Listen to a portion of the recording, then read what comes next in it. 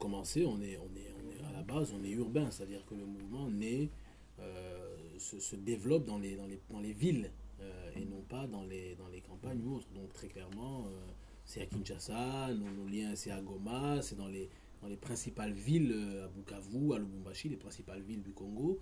Et notre défi également, ça va être celui-là, de sortir des villes pour aller véritablement à l'intérieur et au fond du Congo. Donc ça fait partie des défis, je pense, et des choses sur lesquelles nous devrons travailler, parce que là également, les réalités sont un petit peu beaucoup dépendamment différentes. Au tout début, c'était vraiment la jeunesse, mais maintenant, effectivement, on voit de plus en plus de tantis, de tontons qui veulent s'impliquer. Au début, c'était on veut faire un club cibal d'adultes, enfin de personnes âgées, et puis après, carrément, finalement, on en retrouve pas mal dans des clubs avec des jeunes. Et c'est en osmose, en parfaite osmose, et c'est très bien comme ça. Par exemple, je sais qu'à Bobo du Lasso, on a un grand frère là qui est assez âgé, et qui était un membre très actif de la coordination de Bobo, mais qui est conseiller. Lui, il est conseiller, il n'est pas dans la structure de décision, mais c'est un conseiller. Nous sommes très clairement perçus comme des subversifs, comme un mouvement, on va dire, insurrectionnel, comme à la limite terroriste, c'est peut-être pour simplement montrer le niveau de danger que nous représentons pour le gouvernement congolais. Donc non, nous sommes perçus comme étant un mouvement extrêmement dangereux, soutenu par des réseaux occultes, par la CIA, Voilà, oui, aujourd'hui, c'est vraiment la perception que les autorités ont de nous. Mais c'est simplement parce que, en réalité, c'est parce qu'ils ne nous contrôlent pas.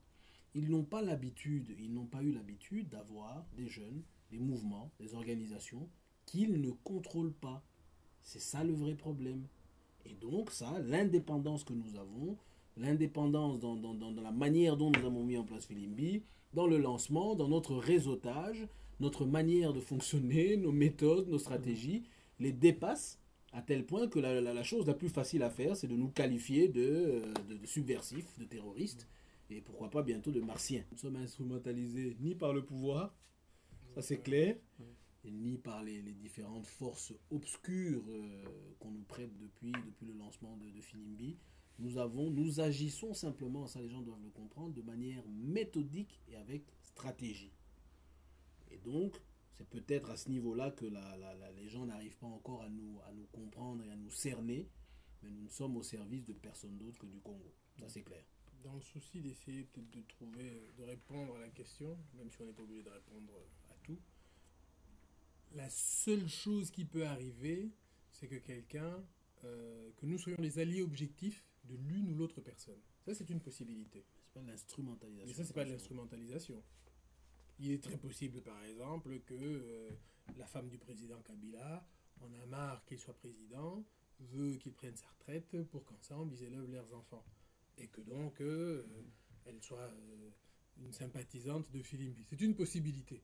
Mais est-ce que pour autant, nous, en travaillant à ce que lui parte, nous sommes ses instruments? Je pense pas. Donc voilà, c'est le seul cas de figure que je vois. Instrumentalisé, non. Au départ, c'était des jeunes. C'était comme ça que c'était perçu. Mais aujourd'hui, dans les esprits, vous verrez Dr Mbaïdien, qui est professeur de géographie à l'université Cheikh Anta Diop de Dakar, qui est très actif dans le mouvement. Il va avoir la cinquantaine. Vous allez dans l'esprit de Wakam, notre cellule de Wakam, dans la zone dans Dakar. Vous verrez que celle qui coordonne, elle s'appelle Bintou Gaye. C'est une dame, une maman, une mère de famille qui a des enfants et tout, dont la fille même est mariée. Vous allez à Nyatimbar, Pikine Nyatimbar, vous verrez une maman Ndiago là, l'ethnie des Ndiago, qui s'appelle Tanti, qui est dans l'esprit et qui milite beaucoup. Vous verrez Dr Antandion, qui est un expert des Nations Unies sur les questions de santé, qui est dans le mouvement, qui aide beaucoup dans la réflexion du mouvement et tout, qui n'est pas là physiquement, mais partout où il est dans le monde, s'il y a des choses sur lesquelles on a besoin de lui, on l'interpelle. Vous verrez Ndongo Sambasila, ce n'est pas un membre, c'est un jeune comme nous, mais il est Féluine Sarr, je ne sais pas si vous le connaissez. Si. Voilà, qui vient de sortir, voilà, truc. Donc, au début, c'est ça, un mouvement de jeunes. Mais après, c'est un cadre d'expression d'une citoyenneté où tout le monde se retrouve. On veut dépersonnaliser Filimbi, ou dépersonnifier, ou on veut que ce soit l'idée Filimbi qui soit partagée. On ne veut pas que ce soit un individu. On ne veut pas que les gens viennent suivre un individu dans Filimbi, mais bien des idées qui sont partagées par des individus. Et je pense qu'on ne le saura que si nous réussissons ce défi-là et cette transition-là. Aujourd'hui, en réalité, ça fait moins d'une année que Filimbi existe en tant que mouvement officiellement lancé, public. Donc, je crois qu'il y a encore un peu de chemin à parcourir, mais ça va être notre plus gros défi. Donc, la deuxième étape, ça va être de mettre d'autres visages. Et ça va être ça notre gros défi aujourd'hui, dans les mois à venir. Mettre d'autres visages à Filimbi. C'est ça qui va nous survivre. Mais en même temps, le fait que Filimbi soit aujourd'hui au Congo identifié comme un mouvement terroriste, un mouvement subversif, nous empêche de le faire.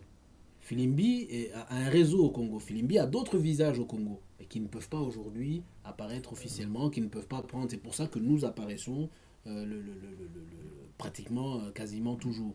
Et donc ça va être un gros défi. Mais c'est possible et c'est notre objectif.